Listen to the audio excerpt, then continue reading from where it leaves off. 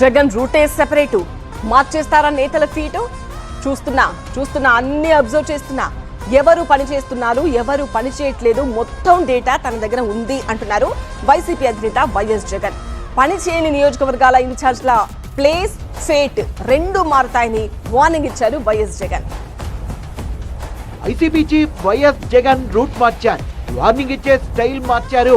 పార్టీని పటిష్టపరిచేందుకు తన mark treatment మొదలు పెట్టారు.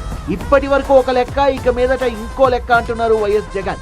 కూటమి అధికారంలోకి వచ్చి 2.5 ఏళ్లు ముగిసిందన్న జగన్ ఇక మీదట నేతలంతా ప్రజాక్షేత్రంలోనే ఉండి ప్రభుత్వ వైఫల్యాల్ని ఎండగట్టాలని పిలుపునిచ్చారు.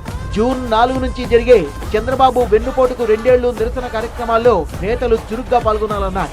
2 ఏళ్లుగా పార్టీ పిలుపునిచ్చిన కార్యక్రమాల్లో యాక్టివ్ గా పాల్గొన్నదెవరో, లైట్ తీసుకున్నదెవరో తన దగ్గర చిట్టా ఉందన్న జగన్ ఇకపై ఎవరికి మినహాయింపులు ఉండవు అంటూ నియోజకవర్గ ఇన్ఛార్జీల సమావేశంలో స్పీడ్ వార్నింగ్ ఇచ్చారట. పార్టీ అంటే ఒకరో ఇద్దరో కాదు, నియోజకవర్గంలోని నేతలందరినీ కలుపుకొని పోవాలని నేతలకు సూచించారట జగన్. విభేదాలు పక్కన పెట్టి పార్టీ కోసం పనిచేస్తూ ప్రజా సమస్యలపై పోరాడాలన్న జగన్ గ్రామస్థాయి కార్యకర్తలతో పాటు ఈ సమస్యలపైన నియోజకవర్గ ఇన్ఛార్జీలకు పూర్తి పట్టుండాలన్నారు.